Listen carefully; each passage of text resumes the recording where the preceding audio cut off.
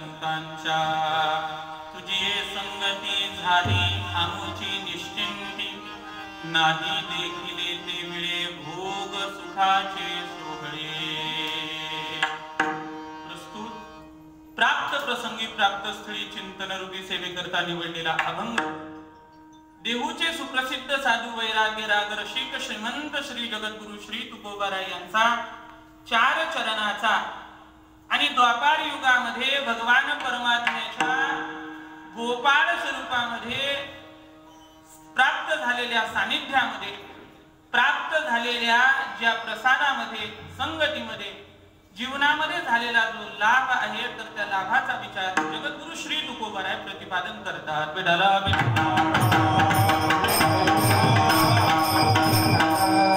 या अभंगाचा सरळ सरळ भावार्थ आपण पाहूया। जगद्गुरु श्री तुकोबाराय म्हणतात, तुझी संगती झाली, तुझी संगती झाली आमुची निश्चिंती।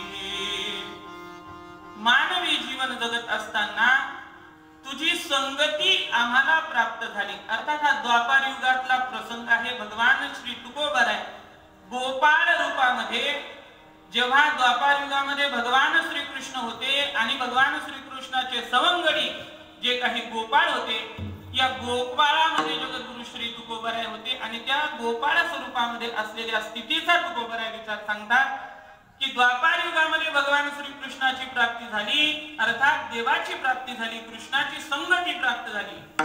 काय झालं म्हटले, तुझी संगती झाली आमुची निश्चिंती। झाली शब्द दोन्ही ठिकाणी लावा। तुझी संगती झाली, झाली आमुची निश्चिंती। तुझ्या संगतीला आम्ही प्राप्त झालो, तुझी संगती आम्ही केली, परिणाम काय झाला, आमुची निश्चिंती झाली। आता आम्ही निश्चिंत झालो। निश्चिंत होणे म्हणजे काय, कसल्याही प्रकारची आता चिंता राहिलेली नाही, आता कसल्याही प्रकारची पळपळ राहिलेली नाही। अर्थात सकल चिंता जिथे स्थिरावते थांबते त्याला म्हणतात निश्चिंतता। आणि निश्चिंतता कशामुळे प्राप्त झाली, तुझी संगती। भगवान परमात्म्याच्या संगतीचा परिणाम, त्याच्या सानिध्याचा परिणाम असा झाला की सर्वात अगोदर जीवनामध्ये निश्चिंतता प्राप्त झाली। अर्थात ईश्वराच्या संगतीशिवाय जीवनामध्ये निश्चिंतता प्राप्त होत नाही. म्हटले काय परिणाम त्याचा? नाही देखिले ते मिळे. तुझी संगती झाली, परिणाम जे नाही देखिले ते मिळे. जे या डोळ्याला पाहायला मिळालं नाही तर ते सर्व भोगायला मिळालं. भोग सुखाचे सोहळे, अर्थात जे भोग आहेत, ज्या भोगाचा विचार जगतामध्ये नश्वर सांगितलाय, नासका सांगितलाय, तुसका सांगितला, असे सकल भोग सुद्धा आमच्या दृष्टीने सोहळे झाले. वस्तुतः भोग कधी सोहळा होत नाही, पण मात्र ईश्वराचं सानिध्य प्राप्त झालं, तुझं सानिध्य प्राप्त झाला, तुझी संगती प्राप्त झाली आणि ती प्राप्त झाल्यामुळे जे आम्हाला पाहायला मिळाले नाही असे भोग आम्हाला प्राप्त झाले आणि ते भोग सुद्धा सोहळे झाले.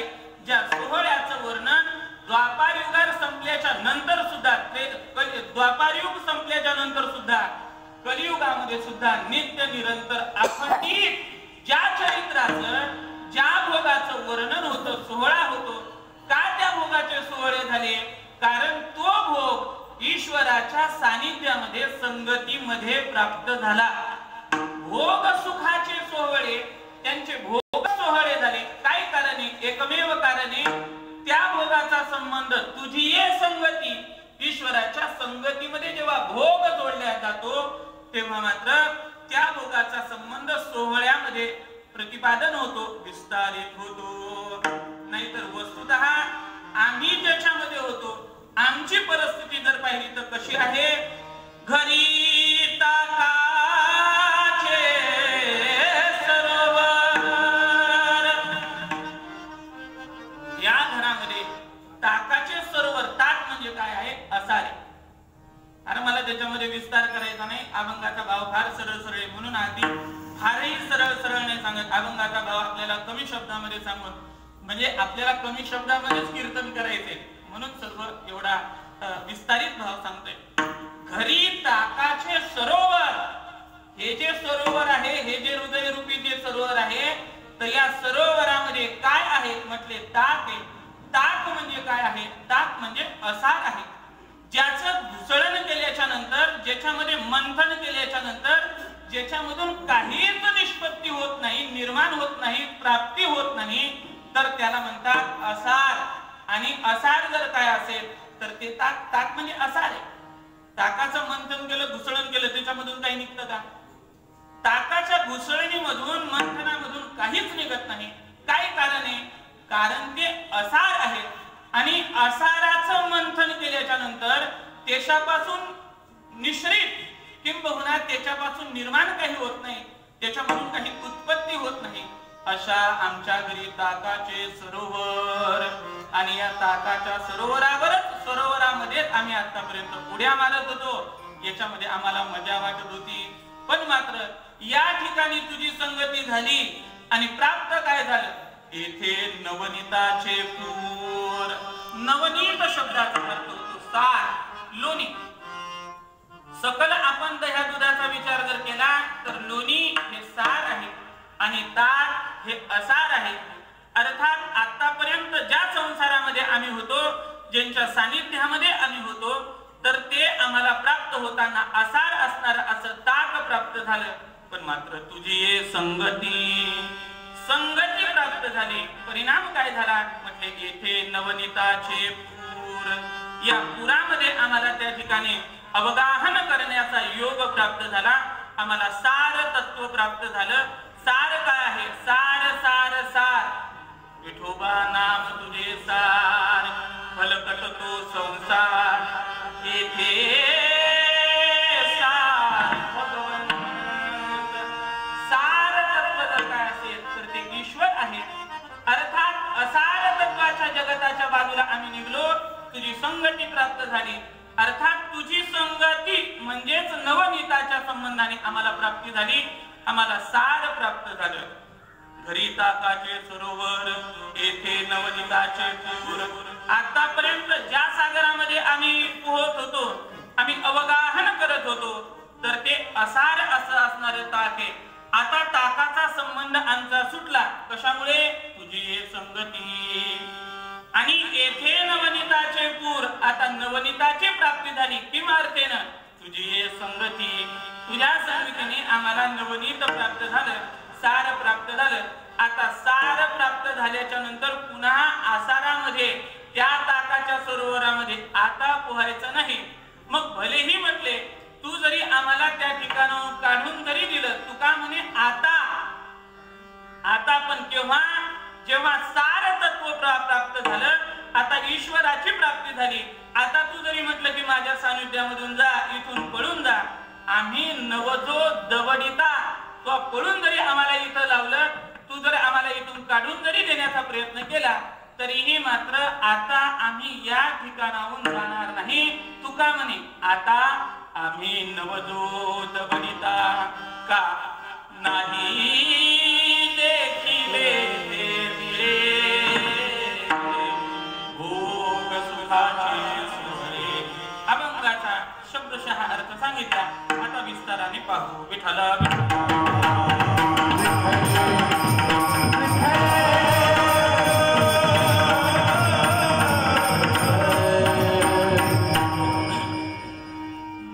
या अभंगाचा विस्तार करण्यापूर्वी अगदी अल्पसा परिहार देणं तो अत्यंत गरजेचा आहे.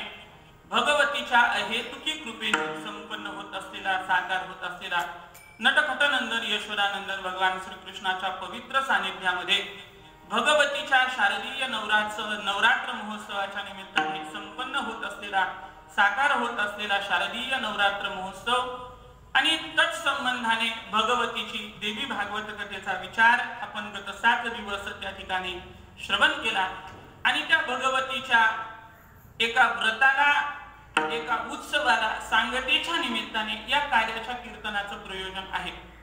अर्थात संपन्न होत असलेल्या उत्सवाच्या संबंधाने कार्याच्या कीर्तनाने त्या उत्सवाची परिपूर्तता करावी, त्याची सांगता करावी, म्हणून या ठिकाणी आपण सकल जण उपस्थित आहोत. या कीर्तनाच्या साठी उपस्थित असलेले या परिसराचे वैभव सकल ज्येष्ठ श्रेष्ठ मंडळी आहेत. खरं तर मी लहान आहे आणि म्हणून आपल्या सर्वांचा उल्लेख मी करावा असंही नाही, पण दरवर्षी असंच सांगण्यामध्येही मजा नाही, ठीक आहे. अर्थात परिसरातील किंबहुना परमार्थी क्षेत्रातील ज्येष्ठ श्रेष्ठ मंडळी या ठिकाणी उपस्थित आहेत. त्याच्यामध्ये आदरणीय परमपूजनीय श्री गायनाचार्य नंदू बाबा गावडे आदरणीय बाबा या ठिकाणी उपस्थित आहेत. तद्वत त्याचप्रमाणे या परिसराचं वैभव माझे स्नेही, खरं तर आम्हाला तेव्हा भैरवीच होती, तेव्हा त्यांना चांगले चांगले राग रागिणी गाता येत होते. असे आदरणीय श्री हरिभक्तीपरायण आमचे संजय महाराज चौधरी आदरणीय महाराज या ठिकाणी स्वतः उपस्थित आहेत. तद्वत त्याचप्रमाणे माझे स्नेही आपले गायनाचार्य आदरणीय श्री हरिभक्तीपरायण दत्ता महाराज नखाटे आदरणीय महाराजही या वर्षी कार्याच्या कीर्तनाला उपस्थित आहेत. आदरणीय श्री हरिभक्तीपरायण तद्वत त्याचप्रमाणे आमचे अंकुश महाराज वाघमारे आदरणीय महाराजही या ठिकाणी उपस्थित आहेत. मृदंगाच्या साथीसाठी उपस्थित माझे स्नेही आनंद उद्योग समूहाचे सदस्य आदरणीय श्री हरिभक्तीपरायण आमचे दिशांक महाराज खंडागळे आदरणीय महाराज या ठिकाणी उपस्थित आहेत. या परिसराचं वैभव तथा संगीत शास्त्रामधलं अत्यंत तज्ञ असणारं व्यक्तिमत्व आदरणीय श्री हरिभक्तीपरायण आदरणीय गुरुजी महामुनी गुरुजी आदरणीय या ठिकाणी गुरुजी उपस्थित आहेत. विनेच्या साथीसाठी आमच्यावर नितांत प्रेम करणारे आदरणीय शिंदे बाबा या ठिकाणी उपस्थित आहेत. गावातील सकल ज्येष्ठ श्रेष्ठ महाराज मंडळी, भजनी मंडळ, सप्ताहाचे कार्यकर्ते आदी सर्व, अर्थात आदरणीय श्री हरिभक्तीपरायण शंकर महाराज आहेत, आदरणीय प्रकाश महाराज आहेत. तद्वत त्याचप्रमाणे आपल्या सर्वांच्या सर्व ज्ञात म्हणजे कसं असते अधिष्ठान असते आणि म्हणून या सकलांना आशीर्वाद देण्यासाठी किंबहुना आपल्या उत्सवाचं अधिष्ठान असलेलं आदरणीय परमपूजनीय मोरे गुरुजी आदरणीय गुरुजी या ठिकाणी आपल्या सर्वांना आशीर्वाद देण्यासाठी या ठिकाणी उपस्थित आहेत. खरं तर दरवर्षी त्यांची 7 दिवस कथेला उपस्थिती प्राप्त असायची, पण मात्र शारीरिक काही अस्वस्थता असल्यामुळे गुरुजींना 7 दिवस उपस्थित राहता आले नाही आणि म्हणून शेवट चांगला झाला, शेवट गोड झाला. आणि म्हणून त्या उत्सवाचा शेवट गोड करण्यासाठी आज स्वतः गुरुजींची उपस्थिती या ठिकाणी आपल्या सर्वांना प्राप्त होते. तद्वत त्याचप्रमाणे कीर्तनासाठी उपस्थित असणारे पंचक्रोशीतील सकल ज्येष्ठ श्रेष्ठ सर्व पदाधिकारी, सर्व क्षेत्रातील विविध मंडळी, तद्वत त्याचप्रमाणे या गावाचे भूमिपुत्र युवा कीर्तनकार आदरणीय केतन महाराज खंडागळे आदरणीय महाराज या ठिकाणी उपस्थित आहेत. खरं तर त्यांना म्हणलं होतं की कीर्तन तुम्ही करा कार्यात, त्यांनी सांगितलं नाही नाही ते तुमचंही म्हणते की तुम्हीच करा. ढकलाढकली केली त्यांनी. आणि मग मला एक विचार असा वाटला की कदाचित त्यांची ड्युटी चालू असेल. इंजिनिअरिंग लोक ते असतात तर वर्क फ्रॉम होम आली शनिवार रविवार फार त्यांना सुट्टी नसते, असा सर्व विचार केला. अर्थात महाराज उपस्थित आहेत आणि या यज्ञास आपल्या उत्सवाची सांगता करण्यासाठी यज्ञाच्या निमित्ताने उपस्थित असणारे आपल्या सर्वांचे स्नेही, माझे परमस्नेही परममित्र आदरणीय श्री हरिभक्तीपरायण सूरज महाराज आदरणीय महाराज या ठिकाणी, भूदेवता या ठिकाणी उपस्थित आहेत. आदी करून सुंदर संशिष्टमय आपण सकल देवश्रू श्रोते वर्ग, माता भगिनी, पुरुष वर्ग आदी सर्वांच्या चरणावर विनम्रपूर्वक अभिवादन करून अजून विस्तार विलंब न करता कीर्तनाला प्रारंभ करतो.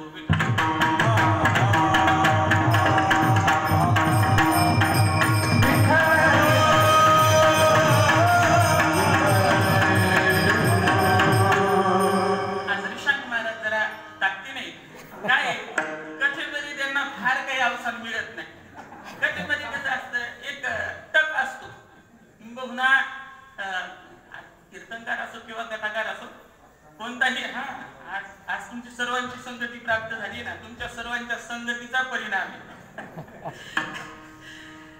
अर्थात संपन्न होत असलेला हा दिव्य उत्सव आणि या उत्सवाच्या निमित्ताने, सांगतेच्या निमित्ताने उपस्थित केलेला अभंग जगद्गुरु श्री तुकोबाराय यांचा आहे. वस्तुतः आपल्या वारकरी संप्रदायातील सकल परंपरेचे, सकल उत्सवाचे जे काही समारोप असतात, सांगता असतात, समाप्ती असतात, त्या सकल समाप्ती कार्याच्या कीर्तनाशिवाय होत नाही.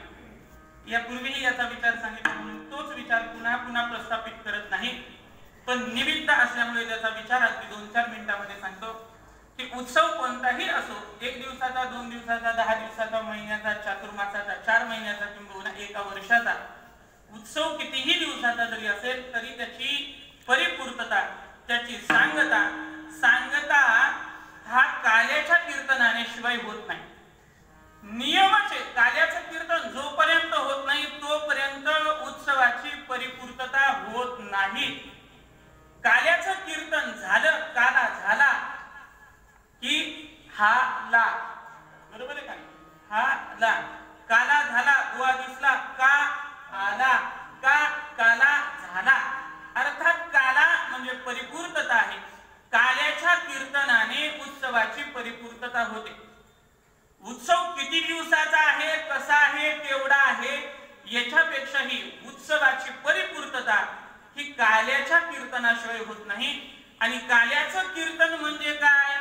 काल्याच्या कीर्तनाचा विशेष नियम असा आहे की काल्याच्या कीर्तनामध्ये अन्य चरित्र विस्तारित न करता, अन्य देवी देवतेचं चरित्र विस्तारित न करता काल्याच्या कीर्तनामध्ये फक्त आणि फक्त एकाच देवाचं चरित्राचा उच्चार करावा लागतो. ते चरित्र म्हणजे कृष्ण चरित्र.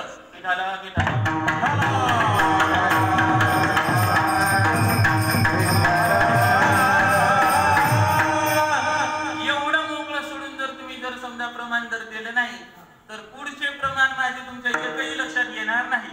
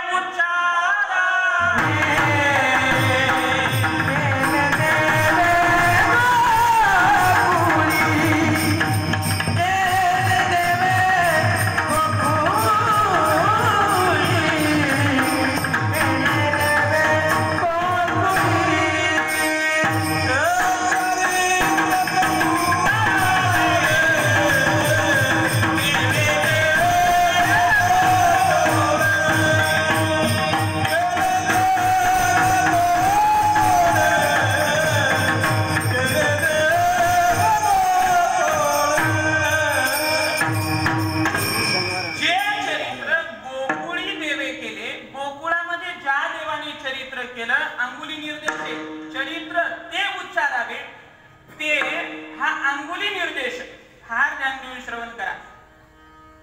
अर्थात याला म्हणतात अंगुली निर्देश. तुम्ही म्हणा, याला म्हणतात अंगुली निर्देश. याचा अर्थच होतो फक्त तुम्ही म्हणा. अर्थात याला अंगुली निर्देश म्हणतात.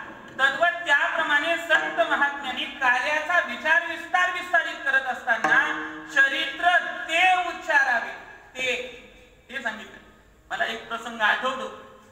खोडकमध्ये काल्याचं कीर्तन होतं. परिसरातील एक ज्येष्ठ महात्मे होते, ज्येष्ठ महात्मे बरं का, परिसरातले नाही, मला वाटतं दुसऱ्या जिल्ह्यातले होते कदाचित. आणि त्यांनी सांगितलं होतं तेव्हा मला वाटतं 36वे वर्ष काहीतरी असावं, कारण गेले जवळजवळ 8 वर्ष 7-8 वर्ष झाले. माझाच काही संबंध जास्त नाहीये. जेव्हापासून वृंदावनला अध्ययन केलं 2012, 13, 14 तेव्हापासून सप्ते वगैरे सर्व पूर्ण बंदच केले. आणि म्हणून जवळजवळ 2012 पासून माझा फार संबंध नाहीये. त्याच्या पूर्वी कधीतरी, तो 36वे वर्ष असेल मला आठवत नाही, पण एका ज्येष्ठ कीर्तनकार, चांगले कीर्तनकार होते परिसरातले, म्हणजे ज्येष्ठ होते म्हणजे फक्त काय म्हणतात त्याला, प्रसिद्ध होते. तत्वज्ञानाच्या दृष्टीने, ज्ञानाच्या दृष्टीने असा मला विस्तार करायचा नाही. त्यांनी सांगितलं होतं, म्हटले तुम्ही इतके वर्ष झाले म्हटले कीर्तन कार्याचे कीर्तन ऐकले, मग अर्थात उदाहरण म्हणून सांगतो फक्त, त्यांना आहे का असे तुम्ही अशी कुठून रेकॉर्डिंग करतात, मग मला गावाचं नाव सांगितलं अडचणीचा विषय होतो. म्हणून शक्यतो मी युट्यूब चॅनल असं काय भानगडी परत नाही, लावू देत नाही. अर्थात कारण मोकळं बोलता येत नाही. अर्थात त्यांनी सांगितलं की आपण 32-34 वर्ष झाले कार्याचे कीर्तन ऐकले, आणि या 34-35 वर्षामध्ये आपण काले ऐकले, आणि काल्याच्या कीर्तनात कोणतं चरित्र ऐकलं? कृष्ण चरित्र ऐकलं, आणि ते होते रामायणाचार्य. त्यांनी सांगितलं आपण 34-35 वर्ष झाले आपण कृष्ण चरित्र ऐकतोय, या वर्षी आपण रामचरित्र ऐकू. का? कारण ते रामायणाचार्य होते.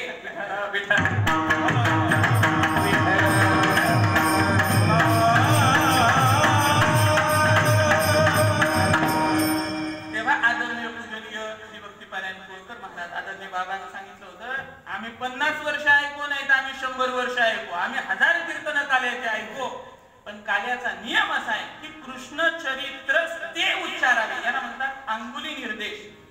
कृष्ण चरित्रच उच्चारलं पाहिजे, म्हणून नियम आहे. तुम्ही भजन 1 तास करा, 2 तास करा, नाही तर रात्रभर करा. 1-1.5 वाजला लय चहा पिऊन गुळ खाऊन नाश्ता करून जर रात्री जर भजने जर बोर झाले, तर मग एखादा म्हणते आता बस करा, आता घ्या गवळण. ह्या गवळण याचा अर्थ काय आहे? भजन तुम्ही रात्रभर करा, 2 तास करा, 4 तास करा, पण मात्र गवळणीशिवाय जशी अभंगाची परिपूर्तता नाही. म्हणून हरिपाठाच्या नंतर सुद्धा नाट आणि गवळण म्हणायचे जुने लोक. अजून पहा तुम्ही परंपरेमध्ये अजून सुद्धा कोणत्याही भजनाची सांगत आहे ना, भजनाची सांगत आहे, रात्रीचं भजन असो किंवा गाथा भजन असो किंवा काहीही असो, त्याची परिपूर्तता कृष्ण चरित्राशिवाय नाही. अर्थात चरित्र ते उच्चारावे. काल्याच्या कीर्तनामध्ये कृष्णाचं चरित्र उच्चारावं, त्यांनी त्या उत्सवाची, त्या संबंधाने त्या व्रताची परिपूर्तता होते. कृष्ण चरित्राशिवाय कोणतीही परिपूर्तता नाही. का नाही याचा विचार करू. विठाला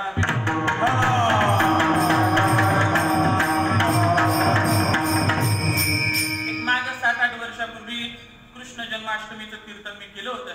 त्यावेळेस हे सकळ चरित्र मी या ठिकाणी विस्तारित केलं होतं.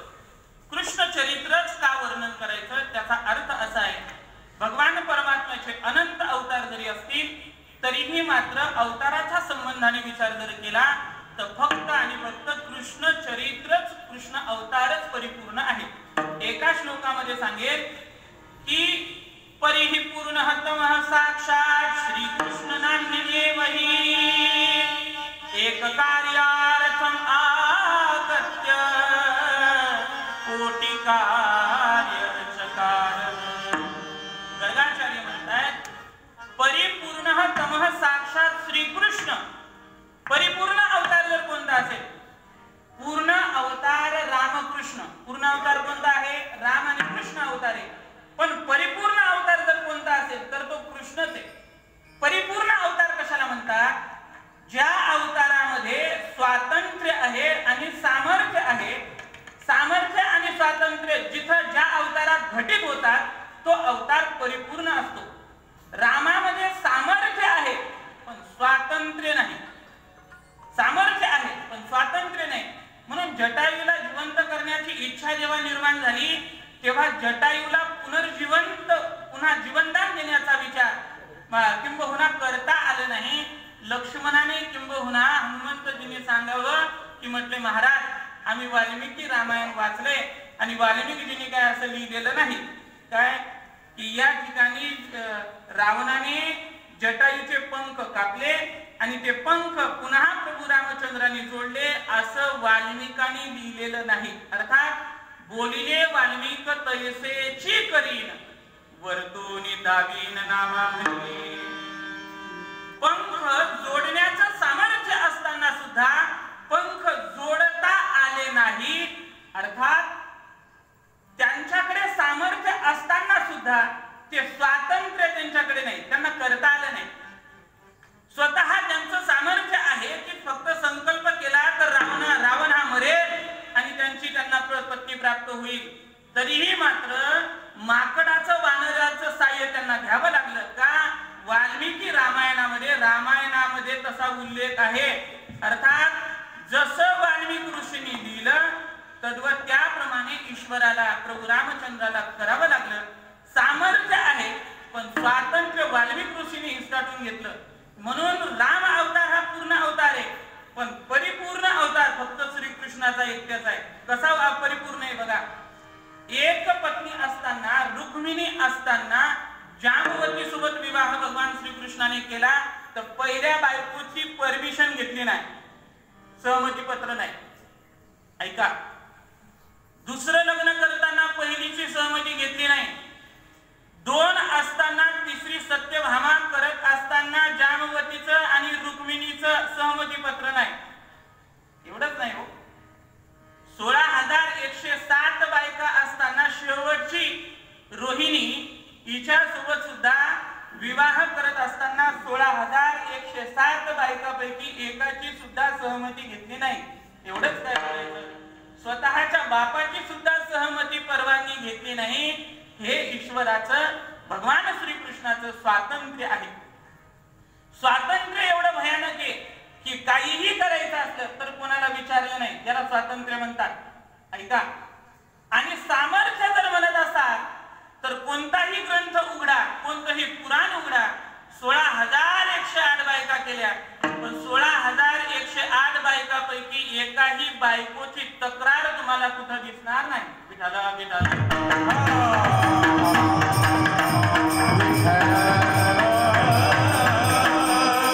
अर्थात सामर्थ्य आणि स्वातंत्र्याचा विचार जर आपण करू गेलो तर स्वातंत्र्य एवढं आहे की 16,108 बायकांसोबत विवाह केला, कोणाचीही परवानगी घेतलेली नाही. एक लोक म्हणतात त्यांनी 16,108 बायका केल्या, आपण दुसरीकडे थोडं लक्ष दिलं तर, आपण दुसरीकडे नाही आपण तिसरीकडे लक्ष द्यावं. पण पहिलीची संक्रांत नीट करावी.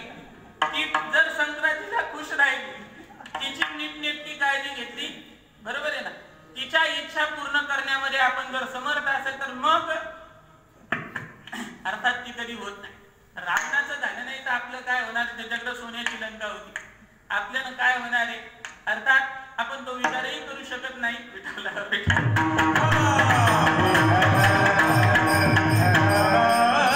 स्वातंत्र्य, ऐका, स्वातंत्र्य एवढं की कोणाची परवानगी घेतली नाही.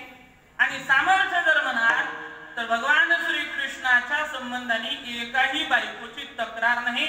सर्व स्त्रियांना वाटत होतं की भगवान श्रीकृष्ण माझे पती माझ्या समवेत आहे, सोबत आहे, असं भगवान परमात्म्याचं सामर्थ्य आहे.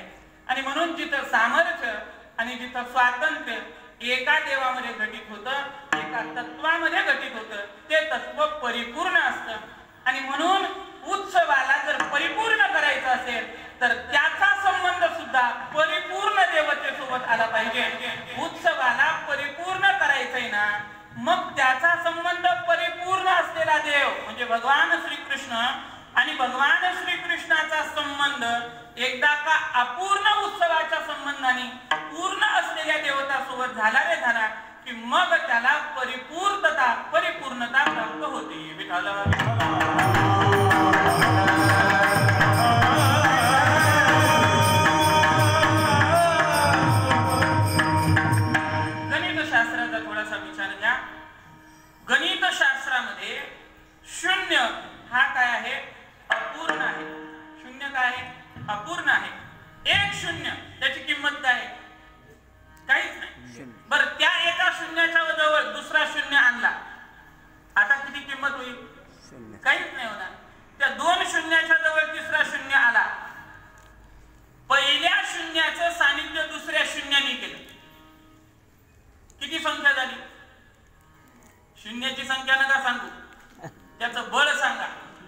अर्थात अपूर्ण असलेला शून्य या शून्याच्या जवळ जर दुसरा शून्य गेला तर तो अपूर्ण राहतो, त्याचं संख्याबळ वाढत नाही. या दोन असलेल्या अपूर्ण शून्याजवळ तिसरा असलेला अपूर्ण शून्य जर गेला तरीही त्यांचं संख्याबळ वाढत नाही. अर्थात असे कितीही शून्य एकत्रित आले तरीही त्यांचं संख्याबळ वाढत नाही. का वाढत नाही? कारण शून्य हा वस्तुतः अधिष्ठानाने अपूर्ण आहे, तो परिपूर्ण नाही. मग शून्य एकत्रित आल्याच्या नंतर ती संख्या पूर्ण होणार नाही. मग शून्य 1 असो, 2 असो, 3 असो, संख्याबळ का वाढत नाही? कारण ते अपूर्ण आहे. मग अपूर्ण असलेल्या शून्याचं संख्याबळ वाढावं असं वाटत असेल तर मग शून्य कितीही असो, या शून्याने संगती करत असताना, संग करत असताना परिपूर्ण असलेल्या एका सोबत केला पाहिजे. लक्षात येते का? बघा, एक शून्य आहे, एक शून्य, त्या शून्याचा जर विचार जर केला तर अपूर्ण असल्यामुळे त्याचं संख्याबळ नाही. दुसरा शून्य त्याच्या जवळ आला, अपूर्णाजवळ अपूर्ण गेला, तो पूर्ण नाही झाला. 2 अपूर्ण तिसऱ्या अपूर्णाजवळ गेले, 3 अपूर्ण एकत्रित आले. किंबहुना कितीही अपूर्ण एकत्रित आले तरीही त्याची संख्या वाढत नाही. पण आता ऐका, एक जरी अपूर्ण असेल म्हणजे शून्य असेल आणि तो शून्य जर 1 असलेल्या परिपूर्ण अंकाजवळ जर गेला रे गेला की त्या एका शून्याची किंमत किती पट वाढते? 10 पट वाढते, 10 पट.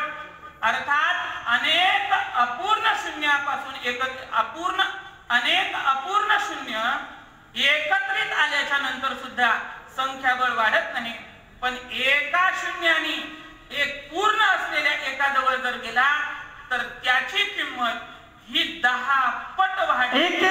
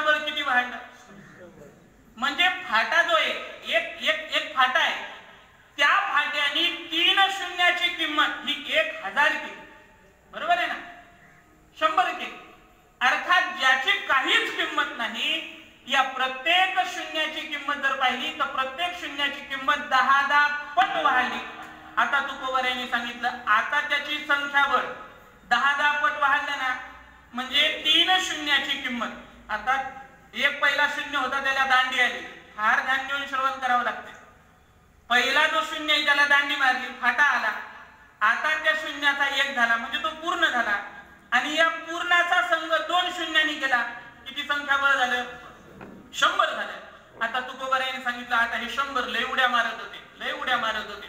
मग यांच्या उड्या पाहिल्या आणि मग काय केलं, जो पहिल्याचा जो फाटा होता ना तर तो फाटा पुसून टाकला.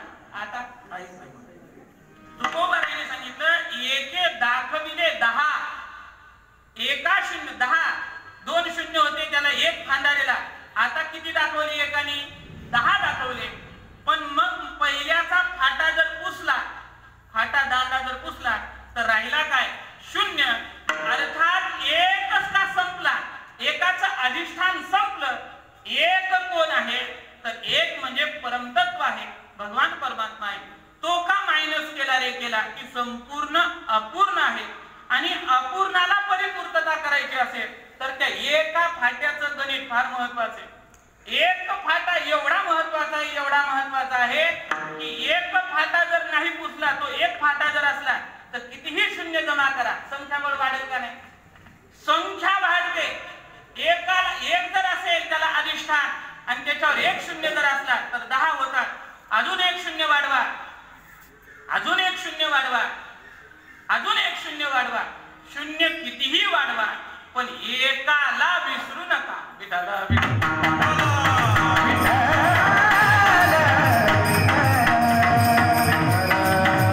अर्थात शून्य जसा अपूर्ण आहे आणि एक जसा पूर्ण आहे तद्वत त्याप्रमाणे जगताच्या संबंधाने विचार जर केला तर परिपूर्ण जर काय असेल तर श्रीकृष्ण न अन्य एवही, भगवान परमात्म्याच्या व्यतिरिक्त मात्र पूर्ण काहीच नाही. आणि असा असलेला एक, अशा एकाचा संग प्राप्त झाला रे झाला. किंबहुना तुकोबारायला सकल संताला असा असणारा परिपूर्ण एक, या संघाचा या एकाचा पूर्ण असलेला परिपूर्ण असलेल्या तत्वाचा कृष्णाचा संग प्राप्त झाला. आणि महाराजांनी सांगितलं बस तुझ्या एकाचा परिपूर्ण असलेल्या देवतेचा एका तत्वाचा संग प्राप्त झाला. संगती प्राप्त झाली, परिणाम आम्ही निश्चंतीला प्राप्त झालो. अभंगाचं पहिलं तुझी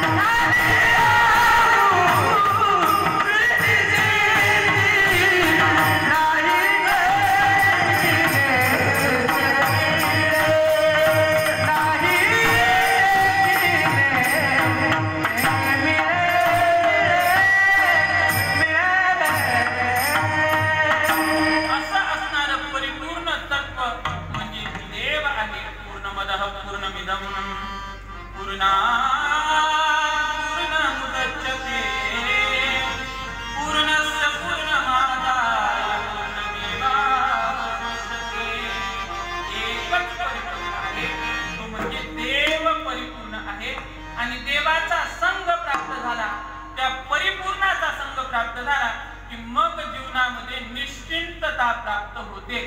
अर्थात प्रत्येक जीव निश्चिंत होण्यासाठी प्रयत्न करतो, पण शेवटचा कालावधी जरी संपन्न झाला, अर्थात त्याच्या मसनामध्ये गौऱ्या गेल्या किंवा तो त्याच्यावर झोपवला, तरीही मात्र तो निश्चिंत होताना आपल्याला दिसत नाही, निश्चिंत होत नाही. का होत नाही? कारण सानिध्य प्राप्त करत असताना, संग प्राप्त करत असताना आणि अपूर्णाचा संग कधीही निश्चिंतीला प्राप्त होऊ देऊ शकत नाही.